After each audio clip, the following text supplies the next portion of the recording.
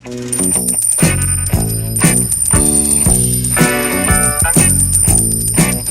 of Money with Santosh Serur.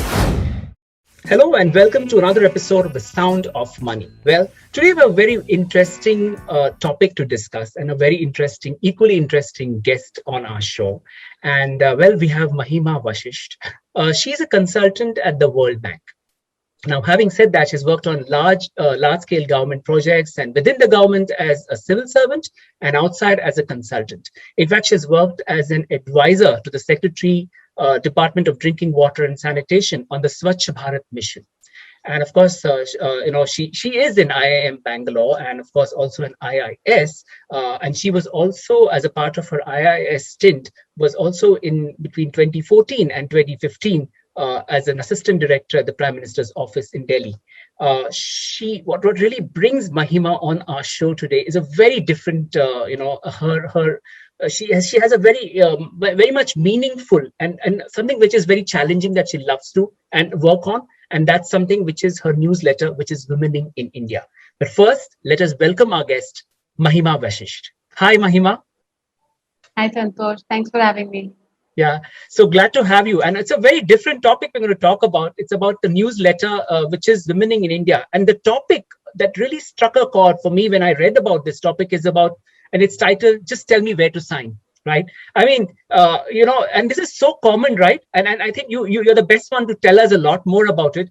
We talk a lot about money matters, but when it comes to certain areas of money or certain areas where finance is concerned, it's all about someone saying, oh, just tell me where to sign and I'll just sign it. Especially women, I guess, but it's not just women. It's a lot about anyone and everyone who really doesn't care about certain areas of finance. And that's what we want to talk to you about. So Mahima, my first question to you is, what led to you to think about Women in India and what exactly is your coverage in this newsletter? So, Womaning in India began as a passion project and continues to be a passion project.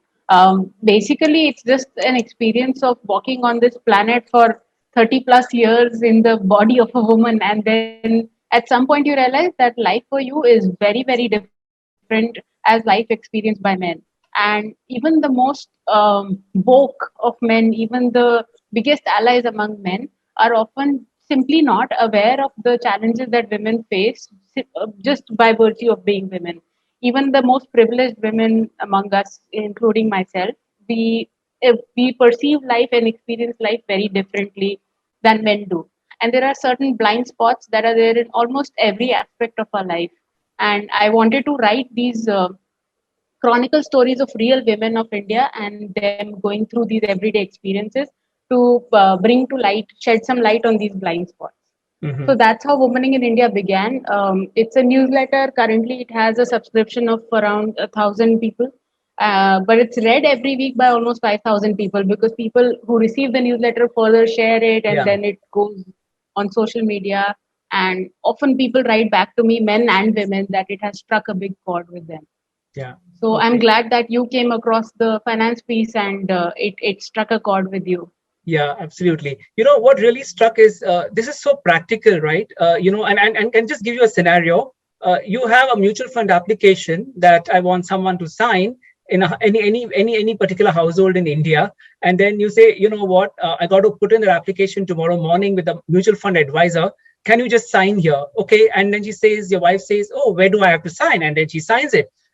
It's important because today she may sign it, but somewhere down the line, it's so important. The person really needs to know what he or she has signed.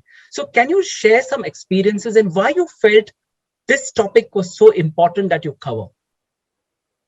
So this came from a deeply personal experience. A lot of topics I cover are my personal experiences as well.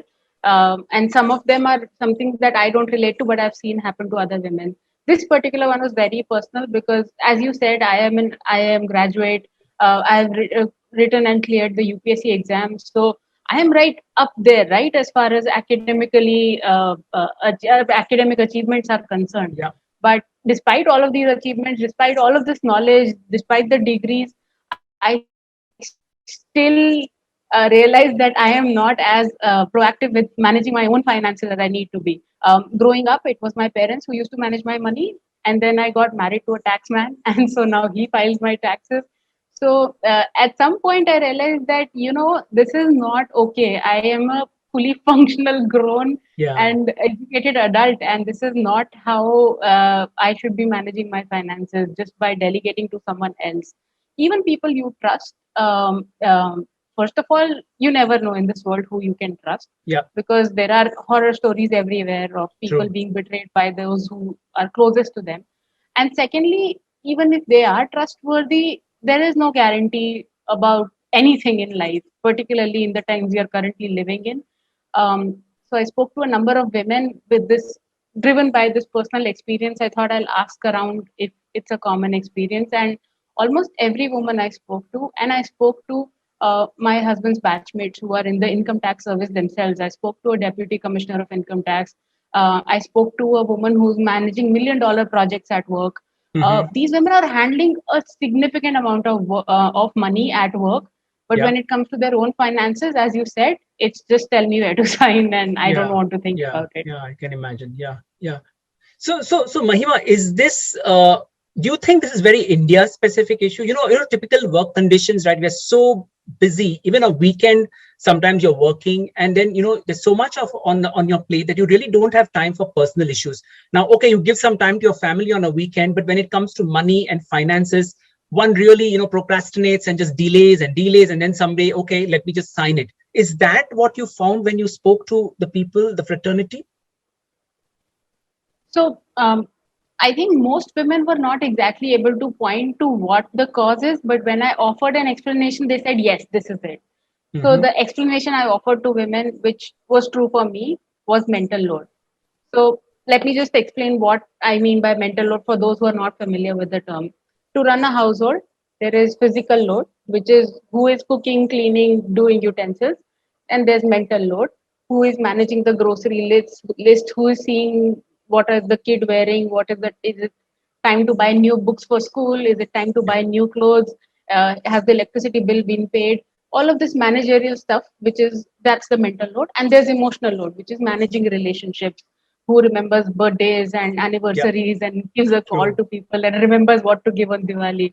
So physical, mental, emotional, three loads are there in running a household.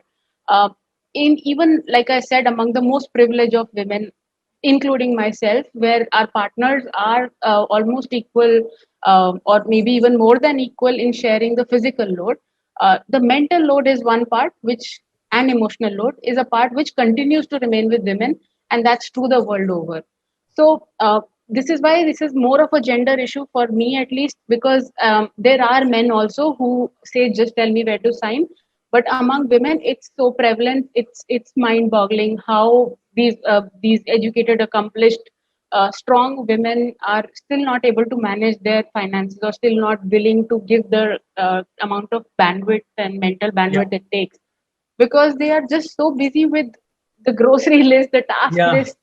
I In the piece I wrote about mental load, I wrote that in my mind, if it was a internet browser, there would always be 247 tabs open, and that's true even now. I Yes. am currently also thinking about 10 things happening in the house True. that need to be done or need to be managed, even if Yeah. I'm not physically doing them. Mm.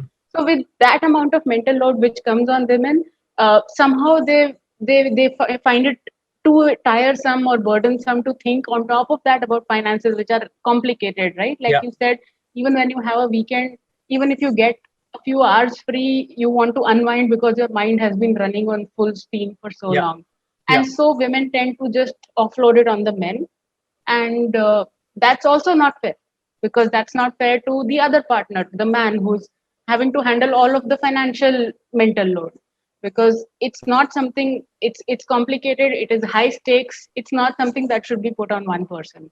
True. And that's where the dichotomy lies, that one partner is handling all of the mental load of the household, and which ends up resulting in the other partner handling all of the financial mental load.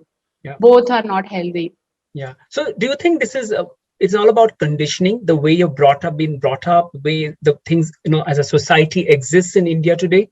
Do you think that's what adding on to it? And how does one now get on to the next level and get into these kind of things? Because it's not easy for some. It's quite technical and it's very boring, if I have to be very blunt. How does one really, and what's your suggestion on this? Yeah, so the metaphor that I used in the piece, and many women gelled with it, was it's like a monster in a box, and you don't want Hmm. to open the box because then the monster is unleashed, and then you don't know what to do with it. Yeah. So what you need to do there is so coming back to your first part, which was about upbringing. Yeah, upbringing and social conditioning have everything to do with it because, like I said, these are traditional roles. Like the woman will think about groceries and she'll manage the if there is a house help, if there is staff in the house, then she is going to be managing them, their HR issues, Yeah. keeping the kitchen stock, keeping the house running. All of this will be the woman's role. Is a social conditioning. It's not Hmm. something that men are incapable of doing. Yeah. You have single men living in bachelor pads, managing all of it by themselves. Yeah. But the moment the wife comes into the picture, it becomes her job. So that's conditioning. And then upbringing wise, I found that some women were brought up by strong women who did manage their finances, but then that has a whole other baggage of, oh, she's too money minded, oh, she's a Hmm. gold digger, oh, Hmm. she thinks only about money. So those labels get attached to women when they become proactive in finances. And in other cases, women are too disempowered and they just don't take interest or are not even sometimes asked about Yeah. finances. Yeah. So growing up in either of those two households, I found women to grow up to become passive towards their finances. Okay. You know what really is important, and I think in the recent times with COVID, kind of uncertainty and sudden, certain families we all know have come across an unexpected event in the family, right? And I can imagine the situation where you've been completely depending on the husband, completely depending on the parents or father more so, and now there is nothing, unfortunately. I think the moment couldn't have been more important, that this kind of focus comes into where person knows, where the will is, if there is one. What about the mutual fund, what about the saving, even basic bank accounts one doesn't know. You have you come across such instances when you interacted with people, and what is your suggestion to them even going forward? It's not late yet, right? Yeah. Yeah, so I came across such instances a lot when I spoke to these women. Some were their own stories. I spoke to a lady who's a wife of an Air Force martyr, and after her husband passed away, she says that the paperwork was much more than the emotional turmoil. So Hmm. imagine the emotional turmoil of losing your partner at a Yeah. young age, and she's saying that the paperwork is more than even that. Can So it imagine. it Yeah. really it really weighs on someone in such an event that you've already got all of that emotional trauma that is coming at you. You have to manage the family. You have to somehow figure out everyone's recovery from this trauma and your own, and on top of that there's the paperwork. So if at that point of time you don't know what your partner's bank passwords were, who's the nominee on their investments, how does the insurance claim work, if you don't know these things at that point of time, you are in a world of trouble, much more than what's already Yeah. the trouble you're already in, right? Yeah. So I heard such stories. Then there were stories of women who, like I said, you can't really trust anyone. There was a story I came across of a woman who had a stroke, and she was paralyzed, and she'd been married for only 1 year. So her husband just dumped her at her parents' place and said, "Bye, I'm done with this." And the parents nursed her back to health. She went through 2 years of painful physical therapy. Her parents were feeding her, changing her, clothing her, everything. And then once she was able to walk around, she went back to her husband's house and he said, "I don't know who you are." And Hmm. at that point of time, she wanted to file for divorce damages for all of the trauma that she had gone through. And she had no clue if he even had. He went to court and just simply said, "I don't have any Yeah. earnings to support my Yeah. wife." And she had no proof that he had earnings.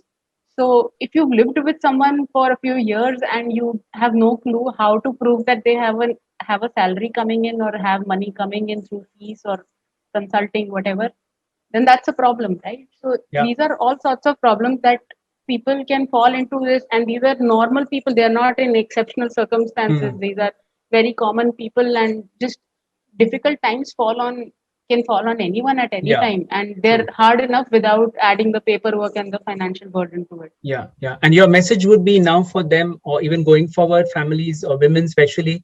to get into this, get into at least understanding, if not really deep dive, but at least get into the understanding of basic account numbers, basic bank details. At least that is that what you feel is important to begin with? Yeah. So everywhere that I've spoken to financial experts and read about it myself, done my own research, the basic stuff is make a folder where you put all of your account passwords, nominee details, blah, blah, blah. That stuff. Then the second thing is start tracking your income and your expenses so that you know how much money is coming in, how much is going out. And in fact, a good practice is to save first and then spend. Unless you're living hand to mouth, I think most people who live a comfortable, financially comfortable life should save first and then spend what's remaining instead of the other way around. But you can only do that when you track your finances. Yeah. And then, in the case of these tragedies that might befall on a family, you need to plan in advance. So in India, we seem to feel that, if you talk about death, then death will hear and come. So Yeah. that we have to get over that feeling and that fear of just the word. So making a will, even at a younger age, you might think that, oh, I've got 20, 50 more years to go, and hopefully you do. But your family still deserves for you to have a backup plan just in case. True. And so if you're a woman, then you need to sit with your husband, figure out where all are our finances, where is the money invested. If one of us, God forbid, something happens to one of us, how does the other person access all of that finance? How do we go about the paperwork? One of Yeah. the ladies said she's made a death folder, which is Mhm. basically a folder which has all of her financial documents, her passwords, um, assets, liabilities, loan documents. All of it is in one place, which she's Yeah. kept just in case the worst happens. Yeah. Yeah. That sort of planning is important because you don't want your family to suffer more than they have to. Absolutely. And really glad to know that there are people who also looked into it and really planned it. Typically the Sound of Money show focuses on topics like macroeconomics, banking, finance, derivatives, etc., etc. But I thought this episode, I wanted, especially when I read your blog, I mean your newsletter, right, on tell me where to sign. It's so important, right? Because even it's the most fundamental thing in money matters. So I thought we must have on our show, and really glad to have you. But I also wanted to know, and your newsletter Womening in India, it covers a lot of varied topics. Can you share a few of them, and how can one subscribe to it? So the link to the subscription is womaning.substack.com. You could put it in the YouTube video description of this video. That's how you go there and you subscribe to it. The kind of topics I cover, like I said, are everyday blind spots. So, and these are not theoretical articles with a lot of data coming at you, because the data is out there, the research is out there, and all of that is very important. But I also believe very strongly in the power of stories. So what this newsletter has, and every edition has, is just a lot of stories of real women and the things that the experiences that they've had. And it's everyday experiences like body shaming. There is not a single woman on this planet, I think, who has not been body shamed at some point. You're either too fat, too thin, too tall, too fair, too dark. There's some problem with your body, and the world is out there to tell you about it. Then there is things at the workplace. Our workplaces are neither physically and nor intellectually designed for women at all. Physically, there's common stuff which many women experience that men often don't know about, is the air conditioning is tuned to a man's metabolic rate, and therefore most women feel too cold in their workplaces. Most women you'll find walking around with us wearing a sweater or a jacket in the middle of the summer. Yeah. There are women toilets are a problem, often not present in workplaces, and definitely not when you're traveling in a country like India. Then there is the attitudes, like I said, at the workplace. There's the gender pay gap, which is well documented. Even in your mindset, in meetings, women will speak, and often they'll get spoken over or interjected by men, or completely ignored. And then a man will repeat the same point, and people will acknowledge it as a great addition to the meeting. So these are universal experiences that women have, and often men are just not aware of them. So that's the idea of the newsletter, and I'm very happy that people who read it come back to me with the intended effect, which is women come back and say that, you know what, I used to think that this happened only to me, but after reading this, I feel less alone, because I realize that it's happening to all women. And with many men who are positive, who want to learn, who are not coming at it with a defensive point of view, they write to me saying, oh, after reading this, I had a conversation with my wife, and some people say that you publish every Friday. Every Saturday, my wife and I sit and have a conversation about what you've written, and that enhances our relationship and how our understanding of each other. So these are very, very encouraging responses that I'm getting for it, and I'm glad it's making some difference in some lives. Yeah, that's really glad to know. Great to know. Mahima Vashisht, consultant at the World Bank, but more importantly, someone who's really contributing out of her experiences, sharing her experience, and also getting to know from other people, and then coming in form of a newsletter as Womening in India. So much thank you for joining us on this episode of The Sound of Money. Thanks a lot for having me, Santosh. Thank you. Yes, so that's another episode of Sound of Money. Jara hatke type, I would always say, but it's very important. Fundamentally, tell me where to sign is a very typical cliched, as we may say, but that's the fact of life in every household in India. You can also tune into my other YouTube episodes, which is on soft skills, communication skills improvement, enhancement, personality enhancements, which is Talk Right Today, which I've teamed up with my friend and colleague Mayur Kalbag, and we come, alternate Fridays with our episodes on YouTube.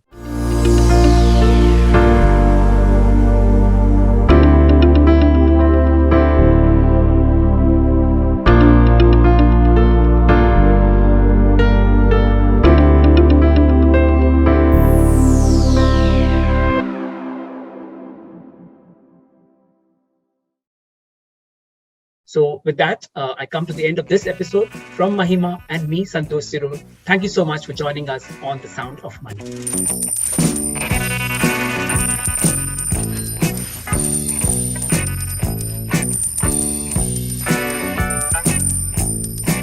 Sound of Money with Santosh Sirur.